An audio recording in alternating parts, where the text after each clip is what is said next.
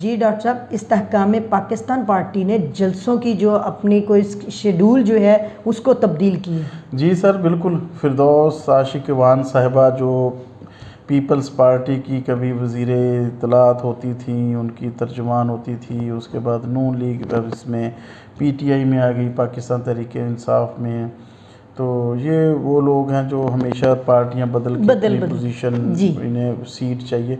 ان کا کہنا یہ تھا، پریس کانفرنس کرتے ہوئے انہوں نے کہا ہے کہ ہم جو اپنا پاور شو ہے وہ خانے وال میں کریں گے۔ اب دیکھنا یہ کہ پاور شو انہیں عادت پڑ گئی ہے چیئرمین تحریک انصاف کے ساتھ پاور شو کرنے کی۔ ڈاکٹر صاحب، یہ اپنی جماعت جو ہے سیاست کے حوالے سے یہ چوتھی جماعت آ جائے گی میرے خیال میں۔ جی بالکل ایسے ہے سر انہوں نے پہلے اصل میں جھنگ میں کیا تھا کہ ہم جھنگ میں اپنا پاور شو کریں گے، لیکن جو گراؤنڈ ریئلٹیز ہیں اس کو دیکھتے ہوئے بالکل کہ وہ کوئی اس طرح کا پاور شو کرنے میں کامیاب نہیں ہو سکیں گے، انہوں نے اب ترین صاحب کے نزدیک خانے وال ہے، وہاں پہ انہوں نے اعلان کیا کہ ہم اپنا پاور شو کریں گے۔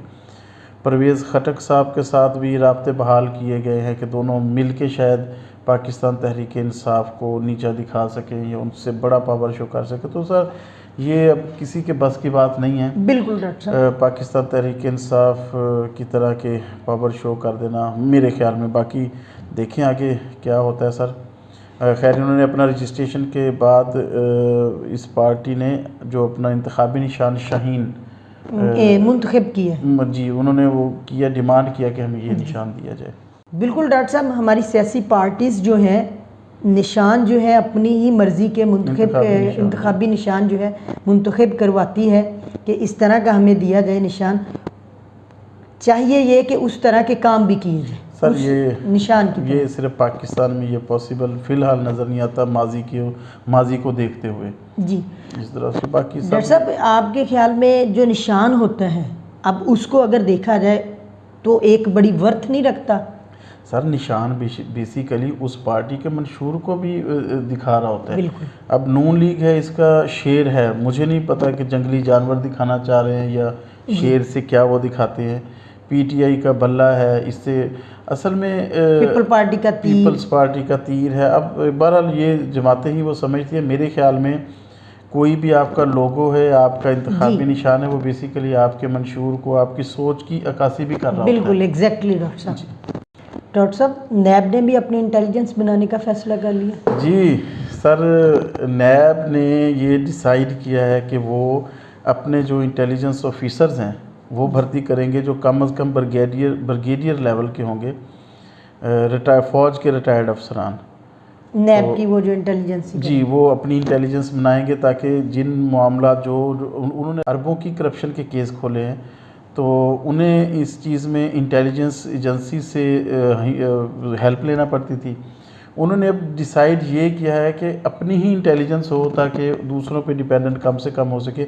اس کے لیے نیب کے چیئرمین نے مختلف اداروں کو خط لکھے ہیں، لیٹرز لکھے ہیں، دیکھیں اس کا کیا نتیجہ نکلتا ہے۔ یہ انٹیلیجنس بن گئی تو پھر نیب شاید زیادہ پاور میں اس میدان میں انڈیپینڈنٹ ہو جائے، اور نیب انڈیپینڈنٹ ہونے کے ساتھ نیب کو اس میدان میں ترقی کے ساتھ ساتھ غیر جانبدار ہونا بھی ضروری ہے، بالکل، تاکہ یہ ہے کہ ملک ترقی کر سکے اور ہر کسی کا احتساب ایکولی ہو سکے۔ بالکل رائٹ ڈاکٹر صاحب۔ جی ڈاکٹر صاحب، مریم نواز صاحبہ نے یہ دعویٰ کیا ہے اور نواز شریف نے عوام کی خاطر اقتدار کے دن جو ہے کم دیکھے اور مشکلات کے دن زیادہ دیکھے۔ جی بالکل، مریم نواز صاحبہ کا یہ کہنا تھا، لیکن رانا صاحب عوام کے لیے نہیں، معذرت کے ساتھ نون لیگی بھائیوں سے، عوام کے لیے نہیں، اپنے ذاتی بزنس کے لیے، اپنی جائیدادیں ملک سے باہر بنانے کے لیے، اپنے بچوں کے اپنے تئیں مستقبل سنوارنے کے لیے، پاکستان کے لیے کسی بھی جماعت نے کبھی کچھ نہیں کیا۔ پچھلے 75 سالوں میں اگر سر آپ کچھ کرتے ہیں تو آپ کو اس کا رزلٹ ملتا ہے، کوئی نتیجہ ملتا ہے، کوئی پھل ملتا ہے۔ 75 سالوں میں آپ کو کچھ بھی نہیں ملا۔ آج تاریخ دیکھ لیں، پچھلے 75-76 سالوں میں آپ بیک فٹ پہ ہی گئے ہیں، بیکورڈ ہی آپ کا جو ڈائریکشن ہے وہ رہی ہے، کبھی آپ آگے نہیں آئے۔ یہ دیکھیں کتنی بڑی ایک بدقسمتی ہے جی کہ میرٹ پوری دنیا میں سب سے زیادہ آپ کے ملک میں ہوتا ہے ہائی، ٹھیک ہے سر، پڑھائی کے لحاظ سے دیکھ لیا جائے، جی لیکن آج تک آپ کبھی بھی ایک زرخیز دماغ پیدا نہیں کر پائے، یہ بدقسمتی ہے۔ یہ نظام تعلیم انہی حکمرانوں نے بنانا تھا، لیکن یہ حکمران تجارت کرنے آتے ہیں، پاکستان میں ان کے کاروبار ہیں، پاکستان ان کے لیے ایک منڈی ہے جہاں پہ آ کے ٹائم گزارتے ہیں، اپنا بزنس کرتے ہیں، اور اقتدار ختم ہونے کے فوراً بعد اگلے ہی گھنٹے یہ باہر چلے ملک سے جاتے ہیں۔ باہر۔ تو مریم صاحبہ کی یہ خام خیالی ہے کہ عوام اب میرے خیال میں پاگل بنیں گے، انہیں اس چیز کا اندازہ ہو جانا چاہیے کہ عوام اب ان میں شعور اتنا آ گیا، وہ ان لوگوں کو جان چکے ہیں۔ اچھا ڈاکٹر صاحب، یہی پی ڈی ایم کے سارے جو ممبران تھے آج سارے کے سارے دست و گریباں ہیں اور ایک دوسرے پہ نکتہ چینی کر رہے ہیں۔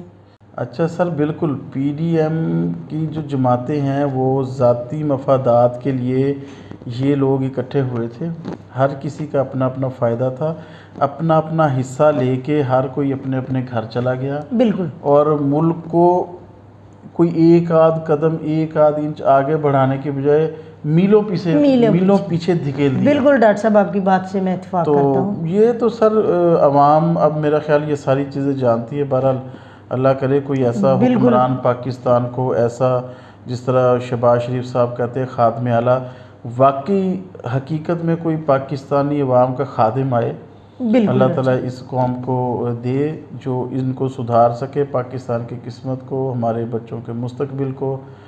لیکن اب فی الحال ان جماعتوں میں سے مجھے کچھ ایسا نظر نہیں آتا، مستقبل فی الحال طریق ہی ہے۔ بالکل کہہ رہے ہیں کہ چند ہی گھنٹوں میں عالمی مارکیٹ میں تیل کی قیمت میں کمی آ رہی۔ جی بالکل، جو برطانوی آئل ہے، خام آئل، اس میں $87 سے کم ہو گئی ہے اس کی قیمت، اور امریکن خام آئل ہے جی، اس کی $84 سے کم قیمت ہو گئی ہے، اور یہ گزشتہ 7 دنوں میں سب سے کم ترین سطح پہ تیل اپنی قیمت پہ آ گیا ہے۔